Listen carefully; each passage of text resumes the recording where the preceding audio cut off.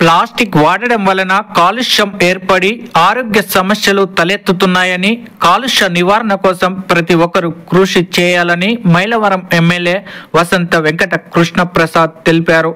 మన పరిసరాలు పరిశుభ్రంగా ఉంచుకోవాలని, తడి చెత్త పొడి చెత్త వేరు చేసి ఇచ్చి స్వచ్ఛాంధ్రప్రదేశ్కు పాటుపడాలని ఆయన పిలుపునిచ్చారు. ఎన్టీఆర్ జిల్లా విజయవాడ రూరల్ మండలం గొల్లపూడిలో స్వచ్ఛాంధ్ర స్వచ్ఛ దివాస్ కార్యక్రమానికి ఎంపీ కేశినేని శివనాథ్తో కలిసి ఎమ్మెల్యే శ్రీకారం చుట్టారు. స్వచ్ఛాంధ్ర ప్రతిజ్ఞ చేయించారు. అనంతరం ర్యాలీ నిర్వహించి రోడ్లను ఊడ్చి చెత్తా చెదారంను శుభ్రం చేశారు. సీఎం చంద్రబాబు సూచనల మేరకు అందరూ కాలుష్య రహిత సమాజ నిర్మాణం కోసం కృషి చేద్దామన్నారు. స్వచ్ఛాంధ్రప్రదేశ్గా తీర్చిదిద్దేటట్లు నా వంతు కృషి చేస్తానని ప్రమాణం చేస్తున్నాను. మన ఆరోగ్యాలే బాగుంటాయి, మన బిడ్డల ఆరోగ్యాలే బాగుంటాయి. ప్లాస్టిక్ అనే ఒక భూతం మన మధ్య ప్రవేశించి ప్రతి దాంట్లో మురుగు కాలువలు అడ్డుపట్టడం, దాని ద్వారా దోమలు పెరగటం, దాని ద్వారా జ్వరాలు రావటం, భూగర్భ జలాలు కలుషితం కావటం, వర్షాలు వచ్చినప్పుడు లోతట్టు ప్రాంతాలు జలమయం కావటం మీరందరూ చూశారు.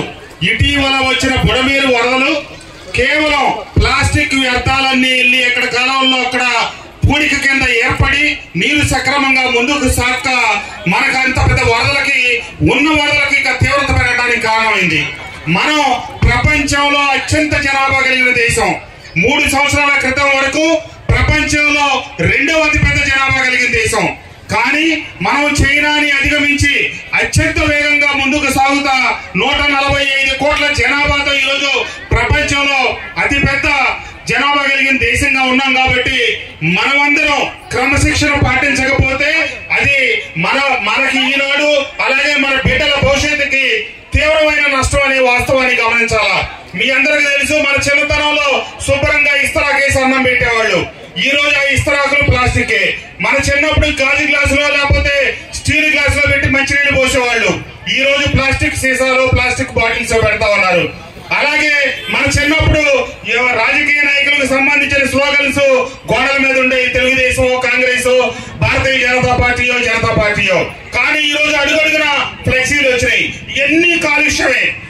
ఎక్కడికక్కడే మన ఇంట్లో వచ్చే రోజువారీ వ్యర్థాలు కూడా మీరు సక్రమంగా సరిదిద్దకపోతే ఈ దేశం తట్టుకోలేదు.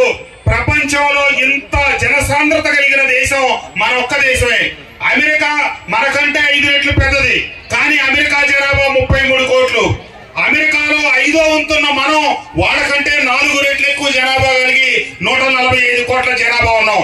కాబట్టి మీరందరూ గుర్తించండి, ప్రభుత్వం ఇచ్చే సూచనలు, చంద్రబాబు నాయుడు గారు లాంటి దార్శనికులు చెప్పే విషయాలకి మనం ఏకీభవించి చెయ్యి అడుగు కలిసి కనుక మనం ప్రయాణం చేయకపోతే రాబోయే మన బిడ్డల భవిష్యత్తు అంధకారం అవుతుంది, ప్రశాంతకం అవుతుందని మీరు గమనించి తడి చెత్త పొడి చెత్త అలాగే విషపూరితమైనటువంటి వ్యర్థాలు ప్రభుత్వం మీ అందరికీ గ్యాన్లు ఇస్తా ఉంది.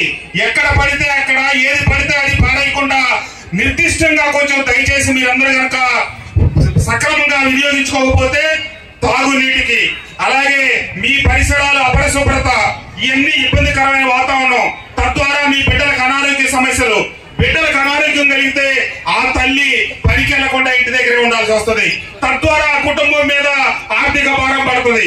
కాబట్టి ఎన్ని గమనించి మనందరి పరిసరాలు మనం ఒక్కడం చేస్తే శుభ్రం అవుతుందా అనుకోవద్దు. ఎవరికి వాళ్ళు చేస్తా, ఎవరైనా అపశుభ్రం చేస్తే అందరూ కలిసి వారిని కూడా చైతన్యపరిచి శుభ్రవంతమైనటువంటి పరిసరాలు ఉండేటట్టుగా మీరందరూ తగు జాగ్రత్తలు తీసుకోవాలని చెప్పి, దానికి చైతన్యవంతమైన గ్రామం మన గొల్లపూడి నాంది కావాలి ఎన్టీఆర్ జిల్లాలో అని చెప్పి మీ అందరినీ కోరుకుంటూ ఈ కార్యక్రమాన్ని ఏర్పాటు చేసిన ఈ కార్యక్రమానికి స్ఫూర్తి ప్రదాత మన చంద్రబాబు నాయుడు గారికి, ముఖ్యమంత్రి గారికి ధన్యవాదాలు తెలియజేస్తూ, మన జిల్లా కలెక్టర్ లక్ష్మీషా గారు యువాధికారి, ఆయన ఆధ్వర్యంలో సార్ మీరు అన్ని గ్రామాల్లో ఉన్న పంచాయతీ సెక్రటరీని, ఎండిఓల్ని ఒకసారి కూర్చోబెట్టి దీని మీద మీటింగ్ పెట్టి వాళ్ళని చైతన్యపరిస్తేనే గ్రామాల్లో సక్రమంగా పరిస్థితులు మెరుగుపడతాయి. ఎందుకంటే గ్రామాల్లో గత 5 సంవత్సరాల కాలంలో పంచాయతీలకు ఇవ్వాల్సిన నిధులు రాష్ట్ర ప్రభుత్వం లాగేసినందువల్ల గ్రామాల్లో పారిశుధ్య పరిస్థితులు తీవ్ర దుర్భర పరిస్థితుల్లో ఉన్నాయి. గడిచిన 6 మాసాల నుంచి ఆర్థిక సంఘం నిధులన్నీ పంచాయతీ అకౌంట్ లో పెడతా ఉంటే ఇప్పుడిప్పుడే మెరుగుపడతా ఉన్నాయి.